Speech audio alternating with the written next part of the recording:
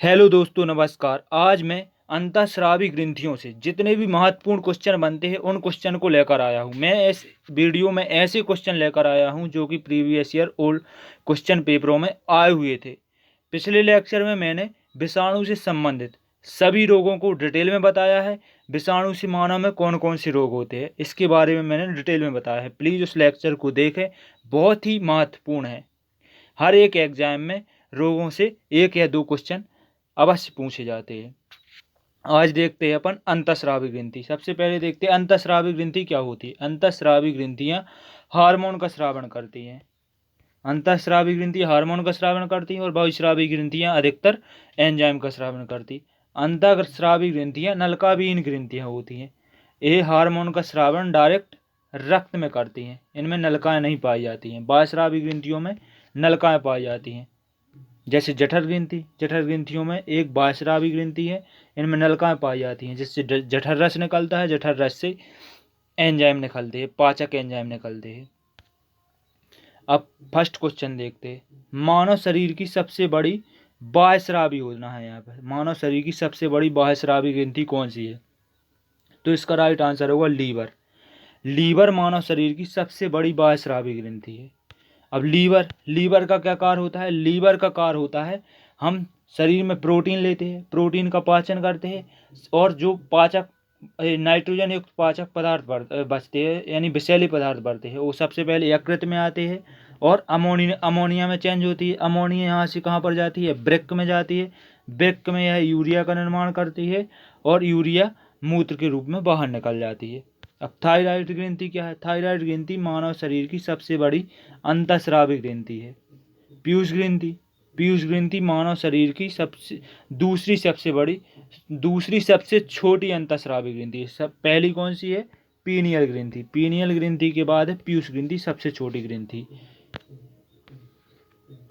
इसका right answer होगा ए। मानव शरीर की सबसे बड़ी मिश्रित ग्रंथि कौन सी है। मानव शरीर की सबसे बड़ी मिश्रित ग्रंथि है अग्नाशय ग्रंथि। अग्नाशय ग्रंथि मानव शरीर की सबसे बड़ी मिश्रित ग्रंथि है। अब मिश्रित ग्रंथि का मतलब क्या है। मिश्रित ग्रंथि का मतलब है यह अंतःस्रावी ग्रंथि भी है और बहिस्रावी ग्रंथि है। इसका सबसे बड़ा भाग कौन होता है, अंतःस्रावी ग्रंथि वाला के बहिस्रावी ग्रंथि वाला।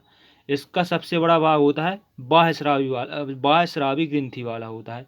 अंतःस्रावी ग्रंथियों में एक लेगरहैंस द्वीपकाय की कोशिकाएं पाई जाती है। लेगरहैंस द्वीपकाय की कोशिकाएं पाई जाती हैं, जिससे 4 प्रकार की कोशिकाओं का स्रावन होता है।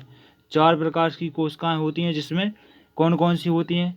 एक होती हैं अल्फा, बीटा, डेल्टा और पीपी सेल। अल्फा से होता है, अल्फा से कौन कौन से हार्मोन का स्रावन होता है। अल्फा से होता है ग्लूकेगान का होता है।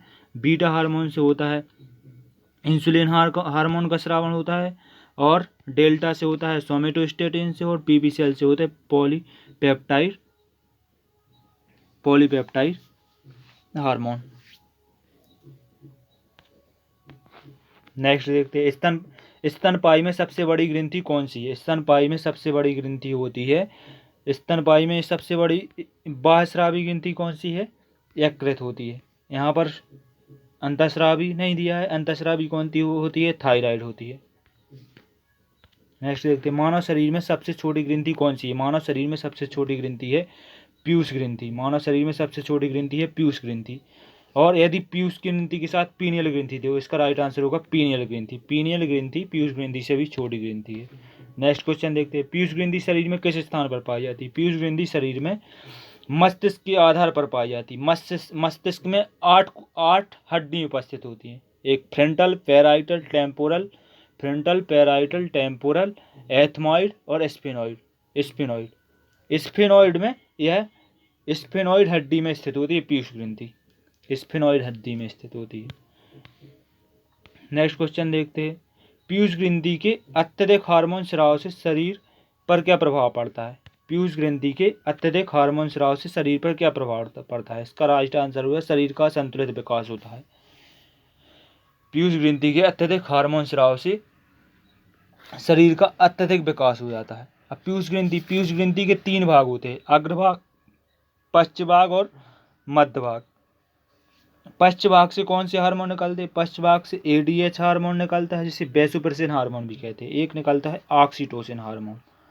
ऑक्सीटोसिन हार्मोन को बर्थ हार्मोन भी कहते हैं। कौन सा हार्मोन कहते हैं? बर्थ हार्मोन कहते हैं। अब मध्य से कौन निकलता है? MSH हार्मोन निकलते हैं।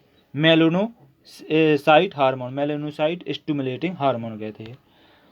और अग्रभाग से कौन से निकलते हैं? अग्रभाग से निकलता है FSH हार्मोन। FSH हार्मोन का मतलब follicular stimulating hormone, LH hormone, luteinising hormone, ACTH hormone, adrenal corticotropic hormone, TSH hormone, thyroid stimulating hormone. और प्रोलैक्टिन हार्मोन भी निकलता है और वृद्धि हार्मोन निकलता है। प्रोलैक्टिन हार्मोन को मिल्क हार्मोन भी कहा जाता है। क्या, कौन सा हार्मोन कहते हैं? मिल्क हार्मोन भी कहते हैं। नेक्स्ट क्वेश्चन देखते हैं। निम्नलिखित में से कौन सी ग्रंथि वृद्धि हार्मोन का स्राव करती है? तो इसका राइट आंसर है पीयूष ग्रंथि वृद्धि हार्मोन का स्रावण करती है। इसकी कमी से बौनापन रह जाता है। वृद्धि हार्मोन की कमी से मनुष्य में बौनापन रह जाता है और इसकी अधिकता से उसकी लंबाई बढ़ जाती है, अधिक लंबाई हो जाती है। इससे कौन कौन से रोग थे? इससे जिंजिनेटिज्म रोग होता है और एक होता है एक्रोमेगेली रोग होता है। नेक्स्ट क्वेश्चन देखते हैं। दुग्ध हार्मोन का स्राव कहाँ पर होता है? दुग्ध हार्मोन का स्राव कहाँ पर होता है? तो इसका राइट आंसर पीयूष ग्रंथि। पीयूष ग्रंथि का प्रोलैक्टिन हार्मोन दुग्ध हार्मोन कहलाता है। Next question. ACTH हार्मोन स्रावित करता है। ACTH हार्मोन कौन ग्रंथि स्रावित करती है? पीयूष ग्रंथि। इसका राइट आंसर क्या है? कौन सा है? पीयूष ग्रंथि। पीयूष ग्रंथि ACTH हार्मोन का, इसका कार्य क्या है? ACTH हार्मोन का, ACTH हार्मोन का है कार्य होता है एड्रिनल ग्रंथि के कॉर्टेक्स भाग के हार्मोन को नियंत्रित करता है। ACTH हार्मोन क्या करता है? काम करता है एड्रिनल ग्रंथि के कॉर्टेक्स भाग के हार्मोन को नियंत्रित करता है। नेक्स्ट देखते हैं। ऑक्सीटोसिन हार्मोन स्रावित करने वाली ग्रंथि है। ऑक्सीटोसिन हार्मोन कौन सी ग्रंथि स्रावित करती है? इसका राइट आंसर है पीयूष ग्रंथि। पीयूष ग्रंथि ऑक्सीटोसिन हार्मोन का कार्य करती है। ऑक्सीटोसिन हार्मोन का क्या कार्य है? ऑक्सीटोसिन हार्मोन को बर्थ हार्मोन भी कहते हैं। अब बर्थ हार्मोन क्यों कहते हैं? ऑक्सीटोसिन हार्मोन बच्चे के जन्म के समय माता के गर्भाशय की दीवारों पर निर्मित होता है। किसकी दीवार पर? गर्भाशय की दीवार पर निर्मित होता है, जो गर्भाशय की दीवारों को संकुचित करता है, मतलब सिकोड़ता है, और जिससे बच्चे का जन्म आसानी से हो सके। यह गर्भाशय को सिकोड़ता है जिससे बच्चे का जन्म आसानी से हो सके। नेक्स्ट क्वेश्चन देखते हैं। निम्नलिखित में से वह अंतःस्रावी ग्रंथि कौन सी है जिसे मास्टर ग्रंथि कहा जाता है? तो इसका राइट आंसर होगा पीयूष ग्रंथि। पीयूष ग्रंथि को मास्टर ग्रंथि कहा जाता है। पीयूष ग्रंथि को मास्टर ग्रंथि कहा जाता है। एक हाइपोथैलेमस ग्रंथि की होती है। हाइपोथैलेमस ग्रंथि पीयूष ग्रंथि से स्रावित होने वाले सभी हार्मोन को नियंत्रित करती है। अब इसे मास्टर ऑफ मास्टर कहा जाता है। हाइपोथैलेमस को मास्टर ऑफ मास्टर कहा जाता है। पीयूष ग्रंथि को मास्टर ग्रंथि कहते हैं, हाइपोथैलेमस को मास्टर ऑफ मास्टर कहा जाता है।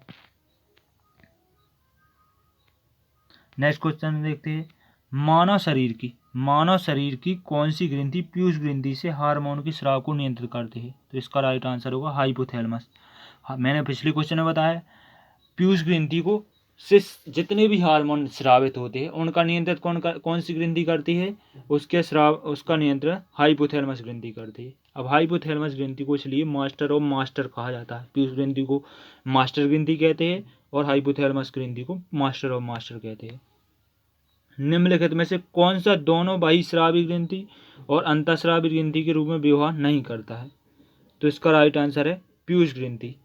अग्नाशय ग्रंथि, वृषण और अंडाशय, इन्हें मिश्रित ग्रंथि कहा जाता है। ये बहिस्रावी ग्रंथि और अंतःस्रावी ग्रंथि दोनों की तरह कार्य करते हैं। नेक्स्ट क्वेश्चन देखते हैं। एस्ट्रोजन और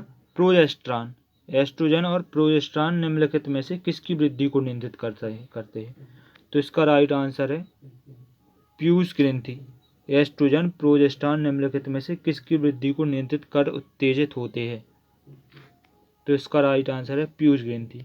पीयूष ग्रंथि का LH hormone, luteinising hormone, oestrogen और प्रोजेस्टेरॉन को उत्तेजित करता है, मतलब नियंत्रित करता है, हार्मोन के निर्माण को नियंत्रित करता है LH हार्मोन, एस्ट्रोजन और प्रोजेस्टेरॉन के। अब नेक्स्ट क्वेश्चन देखते हैं, वृद्धिकर हार्मोन बनाया जाता है, तो इसका राइट आंसर है पीयूष ग्रंथि में वृद्धि हार्मोन बनता है। नेक्स्ट क्वेश्चन देखते हैं, निम्नलिखित में से कौन सी एक अंतःस्रावी ग्रंथि पीयूष ग्रंथि से स्वतंत्र कर सकती है, तो इसका राइट आंसर है पराबटु। पैराथायराइड ग्रंथि पर पीयूष ग्रंथि का कोई नियंत्रण नहीं रहता है, और अन्य सभी थायराइड ग्रंथि पर भी रहता है, एड्रीनल ग्रंथि पर भी इसका नियंत्रण रहता है। नेक्स्ट क्वेश्चन, इंसुलिन एक प्रकार का हार्मोन है, इसका राइट आंसर है हार्मोन है। इंसुलिन एक प्रकार का हार्मोन है। हार्मोन पोषक पदार्थ नहीं है, ये मोस्ट इम्पोर्टेंट क्वेश्चन। हार्मोन क्या है? रासायनिक पदार्थ, पोषक पदार्थ। इसका राइट आंसर है हार्मोन एक रासायनिक पदार्थ है।